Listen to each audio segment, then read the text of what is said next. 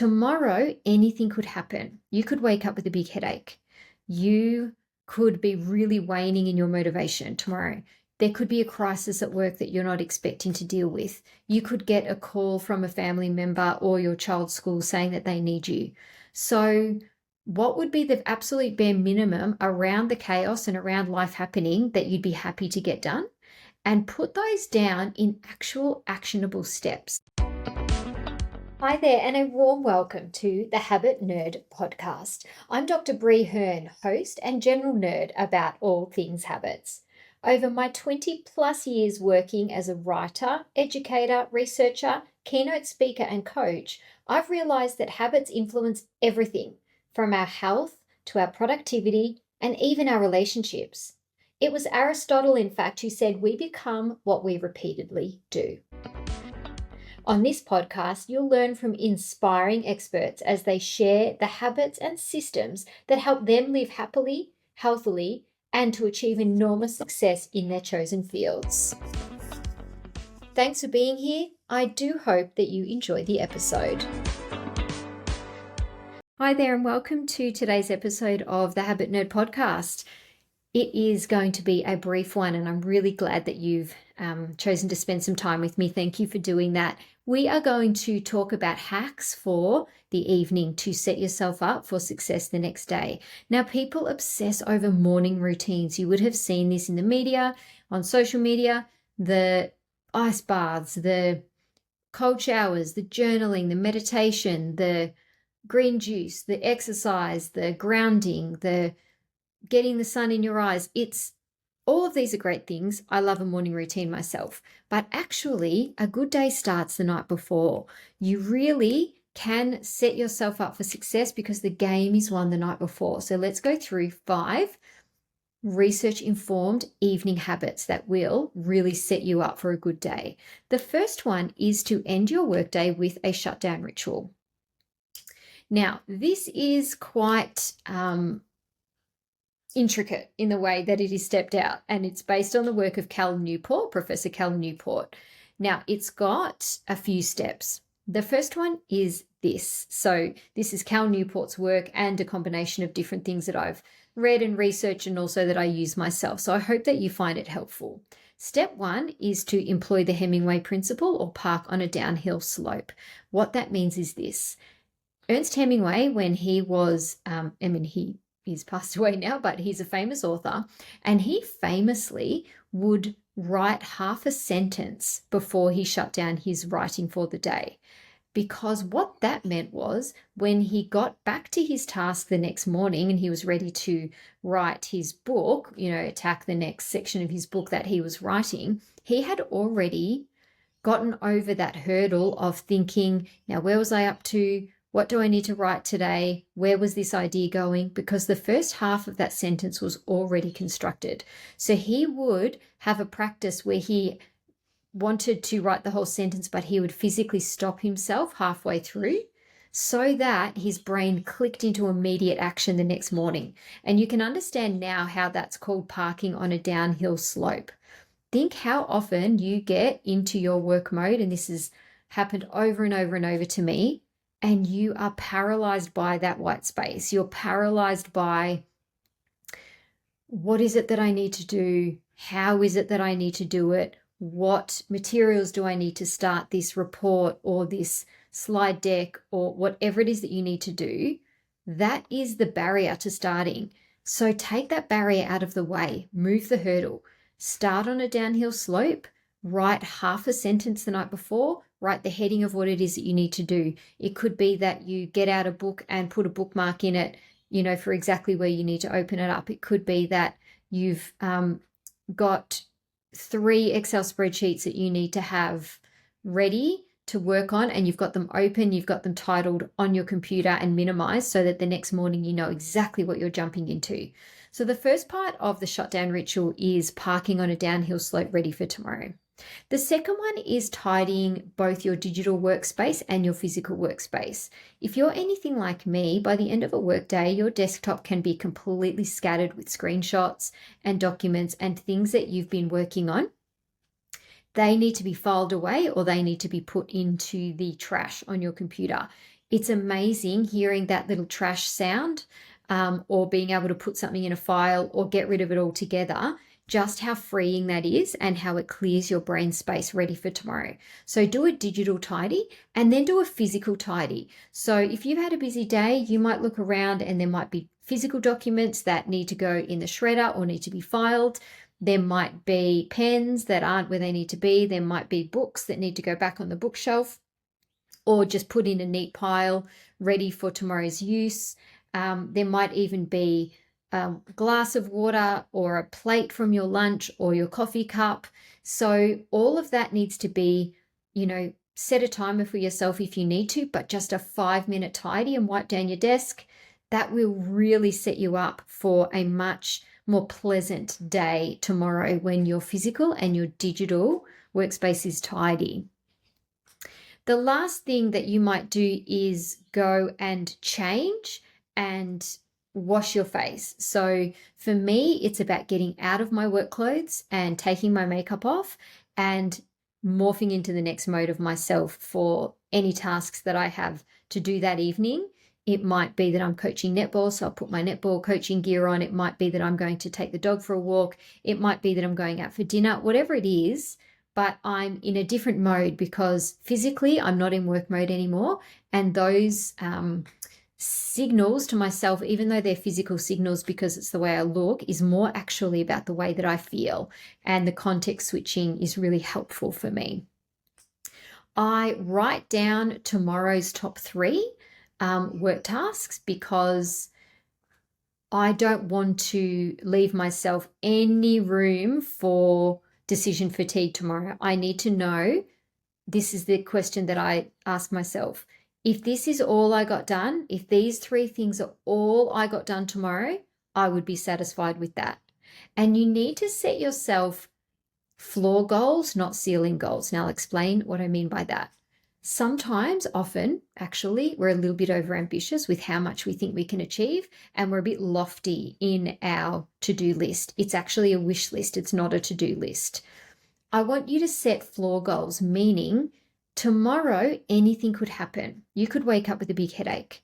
You could be really waning in your motivation tomorrow.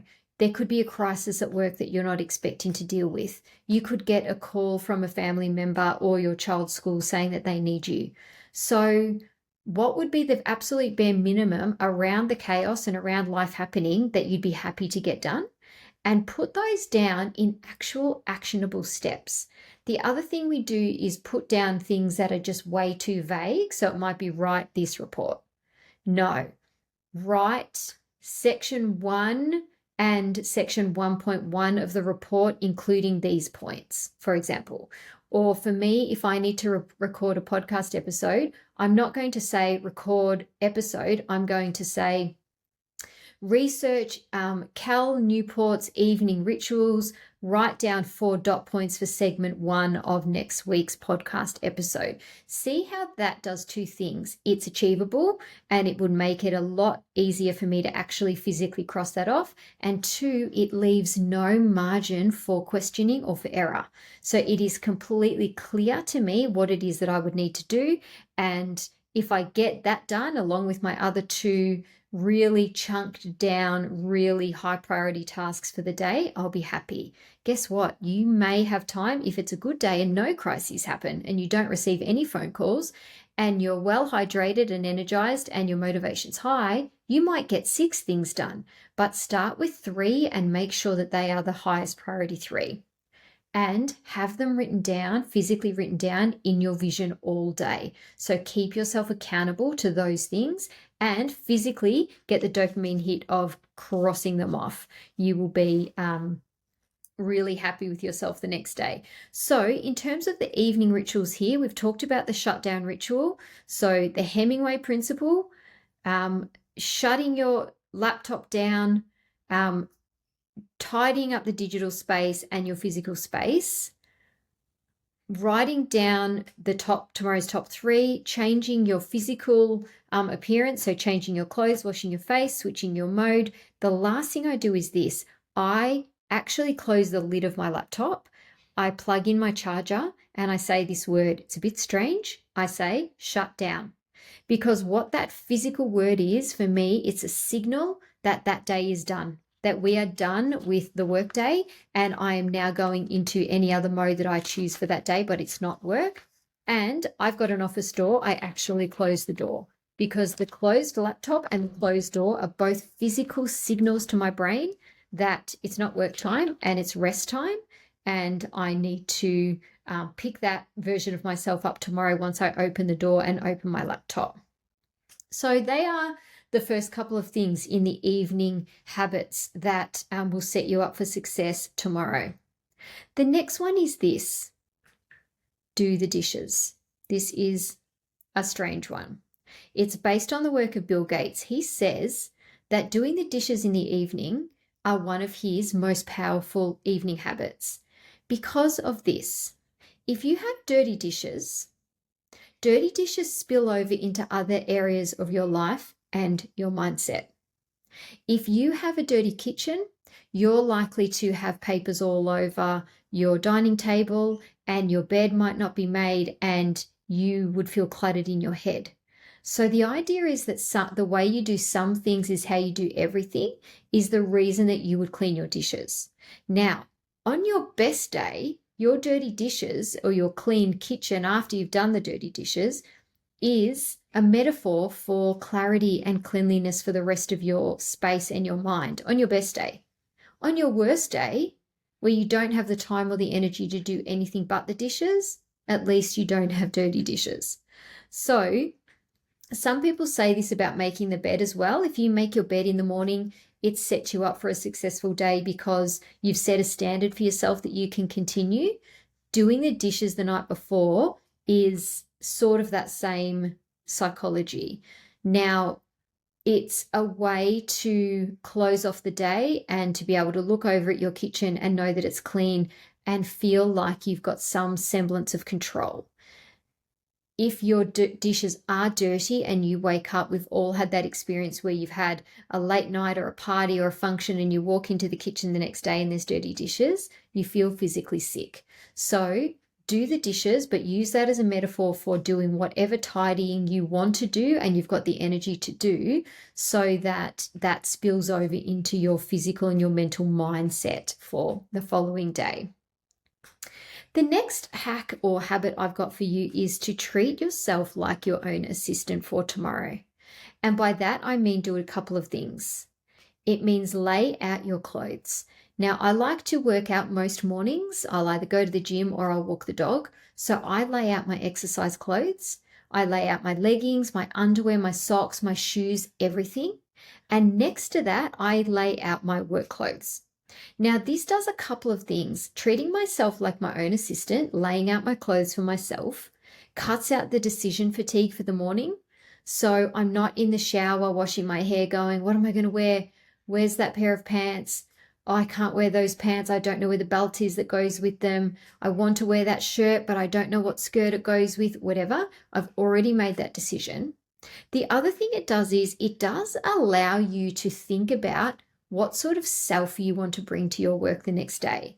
Now, there is a principle in psychology called enclothed cognition. And basically what that means is when you feel like you're happy with the way you look, when your outfit is something that you're happy with, you are more likely to have a better day, a more productive day, a more successful day, because you get more done, because you walk around with a sense of pride and accomplishment, or even just you don't want to hide yourself. So think about laying out your clothes the night before. Yes, that takes away the decision fatigue in the morning. It takes away that cognitive barrier. It will save you time and energy, but also think about leveling up to the person that you want to see yourself as and dressing like that person. So that hack is be tomorrow's assistant. And the last one, this is number 5. These things can happen in bed. So once you actually get into your bedroom before bed. The first one I want you to do is charge your phone out of reach. Now, this means that you actually put your phone on charge in a place where you cannot reach it. There's a few reasons behind this.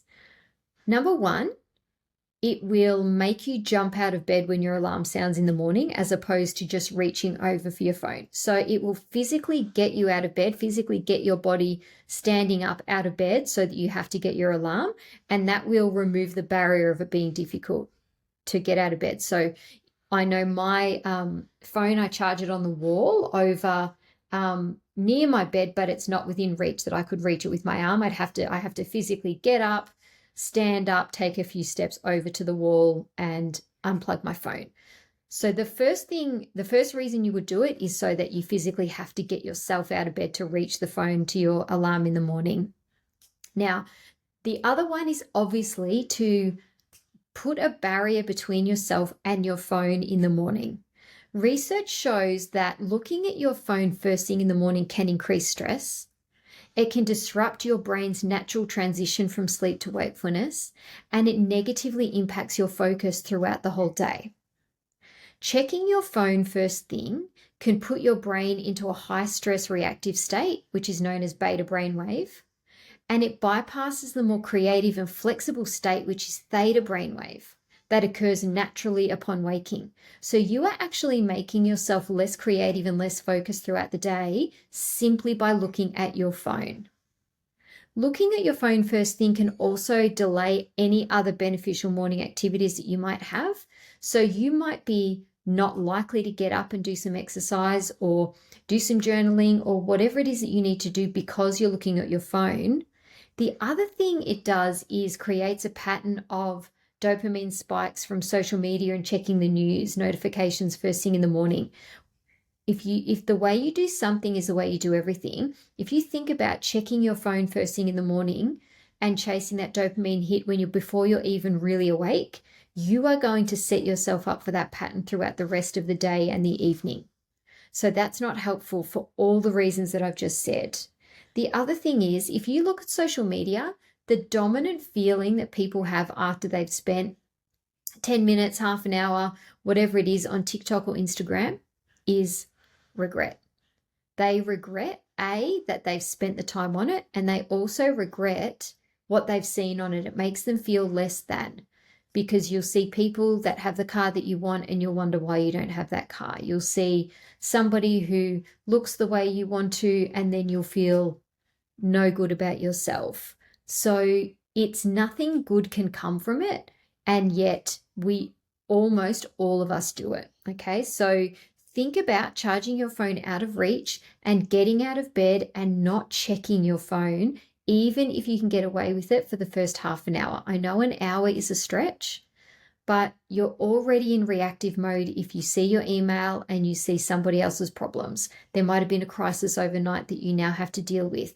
There may have been something really sad in the news. Something's happened overseas, there's been a natural disaster or something closer to home that makes you feel really negative and sad about the day. And that is not the energy, even from a personal point of view, not even from a psychological point of view, that we want to bring into our day. So give yourself the best chance of those theta brain waves so that you can be creative and flexible, because that's what your brain wants to do. Don't sabotage it by putting yourself into beta mode. And the other thing to do with your phone is to, if you haven't done this already, change your alarm sound to something pleasurable and soothing. Get rid of the really hectic, stressful, frantic alarm and change it to something that is bell-like or something that is soothing and calming to wake up to, because that will give your brain a better chance of staying in that natural sleep-wake cycle instead of the huge stress spike that would happen from hearing a really hectic sound. And the last thing to do once you've plugged your phone in out of reach and before you go to sleep is to write down one small thing that was beautiful from today. It can be anything. It can be the awesome tacos that you ate. It can be the sip of coffee. It can be a conversation you had with a colleague. It can be the color of the sky. It can be, I don't know, a joke that you heard or something that you caught on the TV, whatever it is, just one beautiful thing. If you don't want to write it down, and I would advocate for you writing it down, there's a lot of research into physically putting it down on paper. But if you don't want to write it down, at least think about it. Because what this does is it creates a mindset of abundance, and studies show that what you appreciate appreciates, more abundance will come in, and you will be training your reticular activating system to look for more abundance and more opportunity, particularly if you do that just before you fall asleep. So just a recap of those 5 habits. I hope that they were helpful for you. The first one was to end your workday with a shutdown ritual. The second one was to write down tomorrow's top 3 priorities. The third one was to do the dishes. The fourth one was to be tomorrow's assistant and lay out your clothes for the morning. And the fifth one was charge your phone out of reach and to think about one thing that was beautiful and that you have some gratitude for in that day. I hope that those 5 things were helpful. I wonder if you might give at least one of them a try. Let me know over at the Habit Nerd on Instagram how that went. And until next time, take care. Thank you for tuning into this episode of The Habit Nerd. I hope you found some new inspiration, learned something new, or gained a fresh perspective. If you did enjoy the episode, I would be really grateful if you could please leave a 5-star review, as it helps the show get in the ears of new listeners, plus it should only take you 5 seconds. If you're keen for more tips and insights, then head over to Instagram and follow Habit Nerd.